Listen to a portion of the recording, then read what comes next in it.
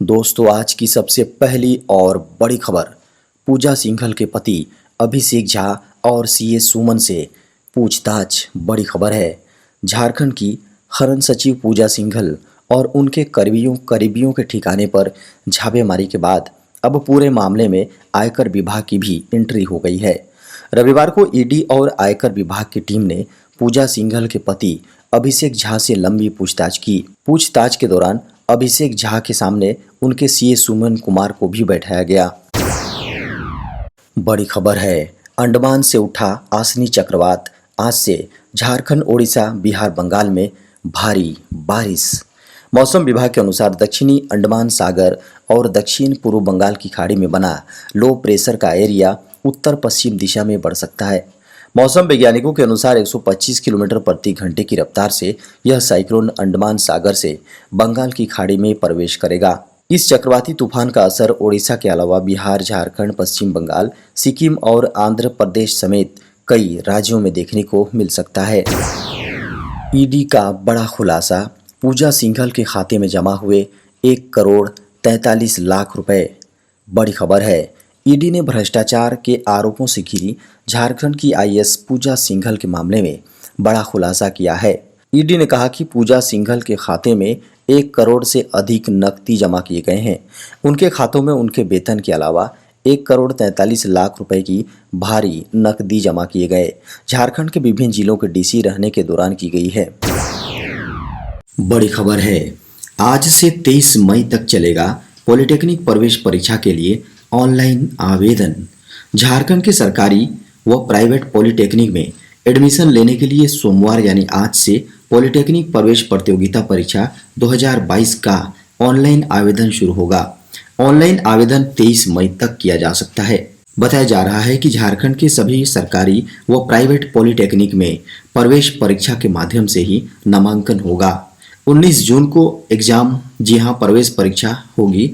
Matric या समकक्ष परीक्षा में कम से कम 35% अंकों के साथ पास छात्र छात्राएं आवेदन कर सकते हैं।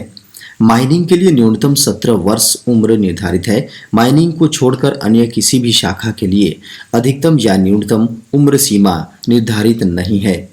आवेदन जेसीईसीबी की वेबसाइट पर जाकर ऑनलाइन करना होगा। बता दें कि यह प्रवेश परीक्षा ऑफलाइन आधारित ओएमआर शीट बेस्ड पर होगा। बड़ी खबर है। 11 मई को होगी झारखंड कैबिनेट की बैठक। लिए जा सकते हैं कई बड़े फैसले। बड़ी खबर है। झारखंड की हेमंत सोरेन की कैबिनेट की बैठक 11 मई को होगी। यह बैठक झारखंड के मुख्यमंत्री हेमंत सोरेन की अध्यक्षता में होगी और इस बैठक में लगभग 1.5 दर्जन प्रस्तावों पर फैसले होने की बात कही जा रही है। मंत्रिमंडल की यह बैठक 11 मई 2022 को 3 बजे से प्रोजेक्ट भवन में मंत्री परिषद कक्ष में होगी। बता दें कि इस बैठक में 1.5 दर्जन प्रस्तावों पर मुहर लगने की संभावना है। बड़ी खबर है। झारखंड में धर्म बदलने वाले आदिवासियों को नहीं मिलेगा आरक्षण का फायदा। धर्म बदलने वाले अनुसूचित जनजाति आदिवासी के लोगों को आरक्षण का फायदा नहीं मिलेगा। केंद्र सरकार इस पर गंभीरता से विचार कर रही है। गोड्डा सांसद डॉक्टर निशिकांत दुबे ने इसको लेकर ट्वीट की। उन्होंने गृह राज्य मंत्री के पत्र को टैग किया है।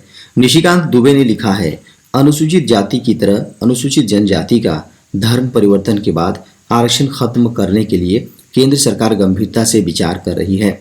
ऐसा करने से आदिवासी सभ्यता, संस्कृति, रहन सहन, परिधान, भाषा सभी सुरक्षित रहेगा।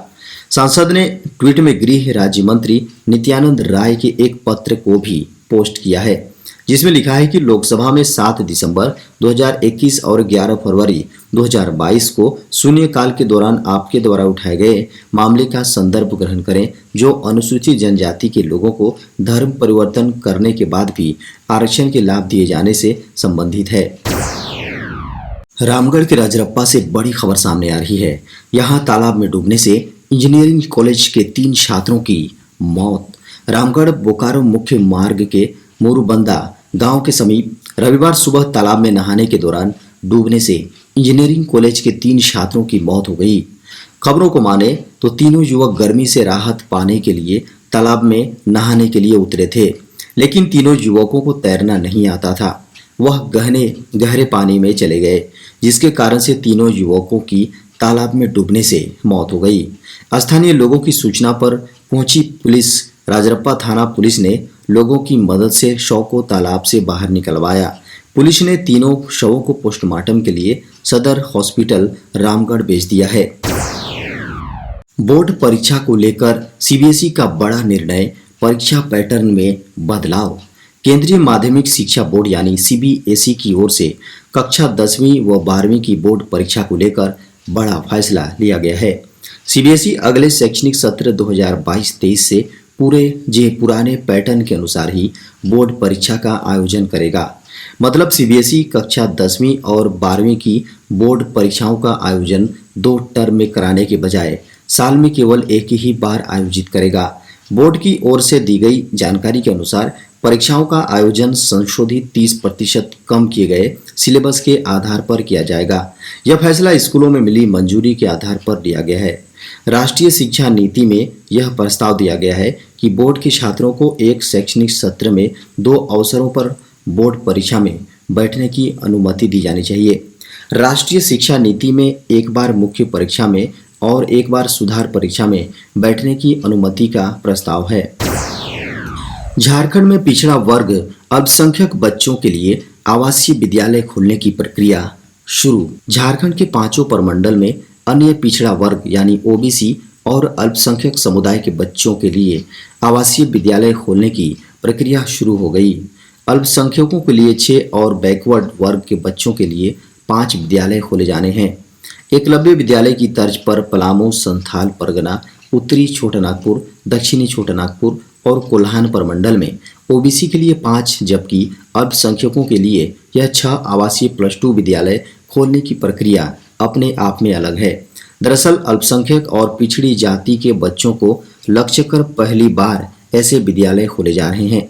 पिछड़ी जाति की लड़कियों के लिए ऐसे स्कूल पहले से हैं, लेकिन लड़कों के लिए पहली बार इस प्रकार के विद्यालय खुलेंगे। इन विद्यालयों का संचालन कल्याण विभाग करेगा। स्कूल के भवन निर्माण को लेकर झारखंड राज्य भवन निर्माण निगम ने तैयारी शुरू कर दी है। इसको लेकर टेंडर जारी कर दिया गया है। देश में पिछले 24 घंटे में मिले कोरोना के 3,451 नए मामले, बड़ी खबर है। केंद्रीय स्वास्थ्य मंत्रालय के आंकड़ों के अनुसार पिछले 24 घंटे में देश में 3,451 नए मामले सामने आए हैं, जबकि इस दौरान 40 लोगों की मौत हुई है। शनिवार को कोरोना के 3,805 नए मामले सामने आए थे, जबकि 22 लोगों की मौत हुई थी। शनिवार के मुकाबले रविवार को कोरोना के 9% कम मामले दर्ज हुए हैं। स्वास्थ्य मंत्रालय के आंकड़ों के अनुसार देश में अब तक 4,25,57,495 लोग संक्रमित हो चुके हैं। वहीं पिछले 24 घंटे में सक्रिय मामलों की संख्या में 332 मरीजों में वृद्धि हुई है। इस तरह सक्रिय मामलों की संख्या 20,635 पहुंच गई है। स्वास्थ्य मंत्रालय के अनुसार पिछले 24 घंटे में जान गंवाने वाले 40 लोगों में से 35 की अकेले मौत केरल में हुई है। इस तरह देश में मृतकों की संख्या 5,24,064 हो गई है। सक्रिय मामले देश में सामने आए कुल कोरोना मामलों का मात्र 0.05% है, जबकि देश में कोरोना रिकवरी दर बढ़कर 98.74 पर पहुंच गया है। बड़ी खबर है, गृह मंत्रालय ने रिटायर्ड सीआरपीएफ बीएसएफ जवानों के लिए लॉन्च किया सीएपीएफ पुनर्वास। केंद्रीय गृह मंत्रालय ने सीआरपीएफ और बीएसएफ जैसे केंद्रीय सशस्त्र पुलिस बलों से संबंधित कर्मियों के लिए एक पोर्टल लॉन्च किया है, जो सेवानिवृत्ति के बाद पुनः रोजगार की तलाश कर रहे हैं। सीएपीएफ पुनर्वास नामक वेबसाइट सेवानिवृत्त कर्मियों को नौकरी ढूंढने में मदद करेगी।